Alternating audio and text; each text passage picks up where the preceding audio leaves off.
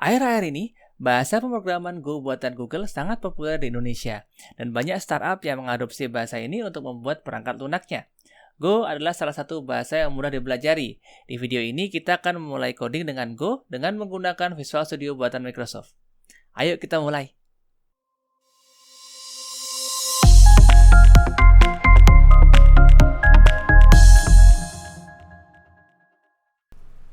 Alasan saya memilih Go adalah karena Go merupakan bahasa yang cukup sederhana dan mudah dipahami. Sintaksnya tidak terlalu kompleks. Selain itu, Go juga merupakan bahasa yang cukup populer di kalangan industri. Di Indonesia sendiri sudah banyak yang memakai Go untuk membuat aplikasi maupun service. Go juga termasuk mudah dijalankan karena hasil akhirnya adalah satu berkas biner yang bisa dijalankan tanpa memasang runtime apapun. Nah, sebelum bisa memprogram dengan menggunakan Go, pertama-tama yang kita lakukan tentunya adalah memasang Go terlebih dahulu jika belum terpasang di sistem operasi teman-teman. Caranya, pertama bisa buka browser atau perambahan favorit, lalu buka golang.org. Di situ sudah ada pilihan download atau mengunduh. Unduhlah bekas installer yang sesuai dengan sistem operasi yang sedang dipakai, baik itu Windows, macOS, atau Linux. Khusus pengguna Linux, terutama jika memakai distribusi berbasis Debian, Red Hat, atau Arch, bisa menggunakan package manager dari si distro yang bersangkutan, seperti apt, yum, atau pacman. Silahkan baca manual dari package manager tersebut. Setelah berhasil menginstal dan memasang Go, teman-teman bisa mencoba menjalankan compiler Go dengan menggunakan command line. Saya menggunakan macOS dan menggunakan terminal emulator bernama Alacrity yang bisa diunduh dari situs github.com. Teman-teman bisa memakai terminal apa saja sebenarnya. Kalau misalkan di Windows itu ada CMD, ada PowerShell, dan yang baru ada Windows Terminal. Kalau misalkan di Linux itu ada Xterm, ada GNOME Terminal, dan sejenisnya. Sementara kalau misalkan di macOS bisa pakai iTerm. Jadi pakai apa saja tidak masalah.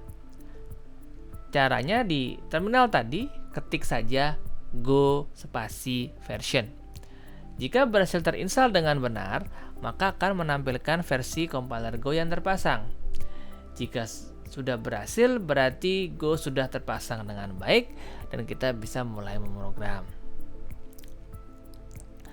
Dari sini sebenarnya teman-teman bisa langsung memprogram dengan menggunakan text editor apapun, misalnya Vim, Emacs, atau bahkan Notepad. Tetapi di sini saya akan menggunakan Visual Studio Code. Alasan saya adalah karena Visual Studio Code atau VS Code adalah editor yang cukup mudah dipakai daripada belajar Vim atau Emacs.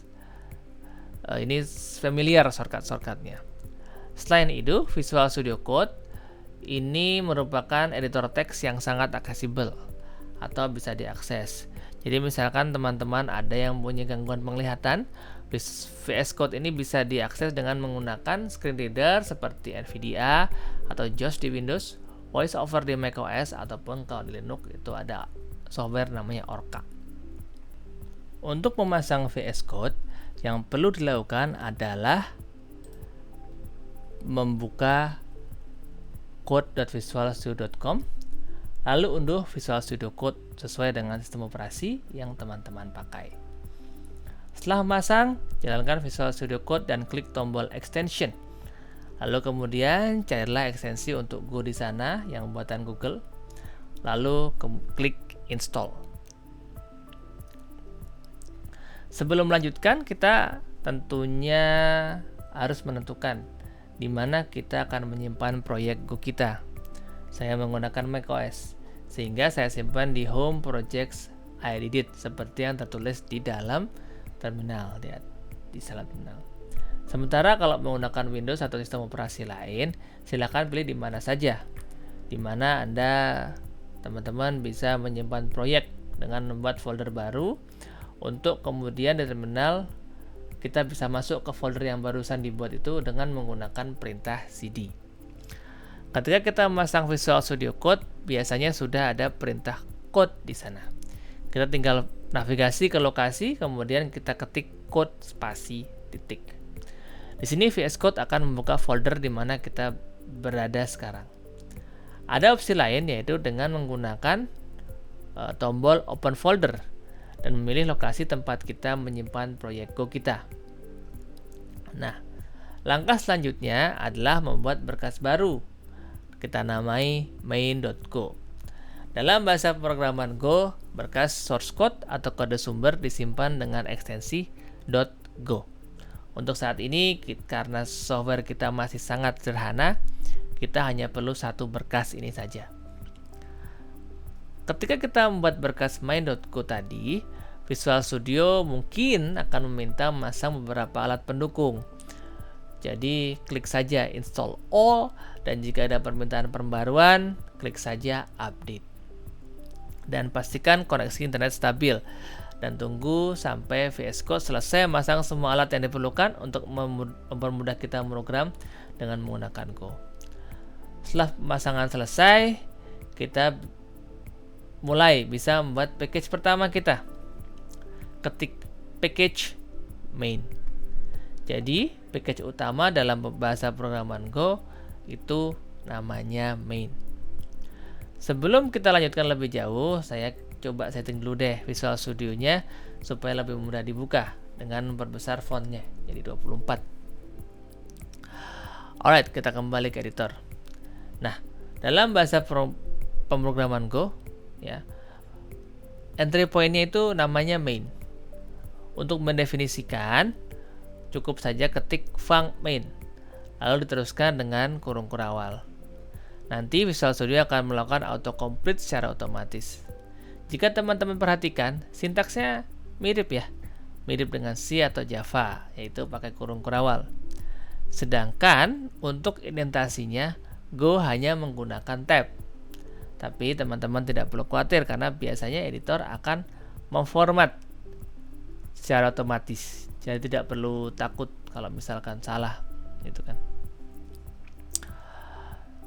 Nah, yang akan kita lakukan pertama kali, seperti biasa, kita akan menulis sesuatu di layar.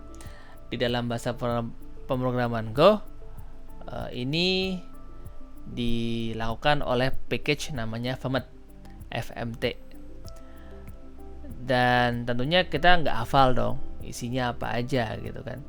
Nah, untungnya Golang punya situs yang isinya dokumentasi. Untuk mengetahui tentang package format, buka saja godok.org/fmt. Selain menggunakan godok.org, Visual Studio Code juga sudah secara otomatis menampilkan dokumentasi dari fungsi yang dipakai kayak itu. Kita akan menulis satu baris fungsi yang dipakai adalah println. Untuk memakainya, dalam fungsi main kita tulis format.println. Lalu kita tulis yang mau kita tulis dalam tanda petik 2, mirip dengan bahasa lain. Di sini saya tulis hello world dalam petik 2 tadi. Oke, program kita yang super sederhana sudah selesai. Untuk menjalankannya, kita bisa langsung jalanin di dalam Visual Studio Code dengan menekan ikon Run and Debug.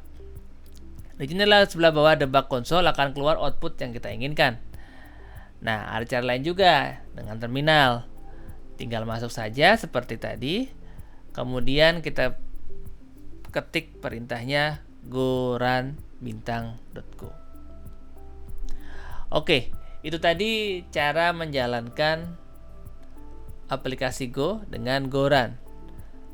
Nah, tapi kita juga bisa menjalankan dengan cara lain, yaitu dengan mengkompilasi Go menjadi kode biner. Kode sumber Go bisa dikompilasi menjadi biner yang bisa dijalankan langsung di atas sistem operasi tanpa memasang runtime apapun. Ya, kalau Python, Ruby itu kan perlu interpreter. Go tidak perlu. Bahkan ya Goran itu cuma buat tes. Di production kita tidak boleh memakai Goran. Cara mengkompilasinya simple saja dengan menggunakan Go build. Kayak di situ tuh. Opsi -O adalah untuk menentukan outputnya namanya apa. Saya menggunakan macOS, jadi format binder executable-nya namanya Macho. Sementara Linux dan Windows mempunyai format executable sendiri. Untuk Windows, hasilnya akan bernama hello.exe. Untuk menjalankan hasil kompilasinya, cukup dengan menulis nama executable-nya saja, layaknya menjalankan program atau aplikasi biasa. Jadi, itu kita sudah bisa nulis di layar Go. Kalau teman-teman pakai Windows itu keluar Hello World, di Linux atau macOS juga sama. Jadi ya gampang kan?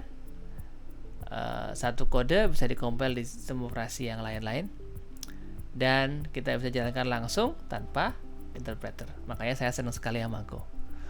Oke, gampang kan? If I did it, you can do it too. Ciao.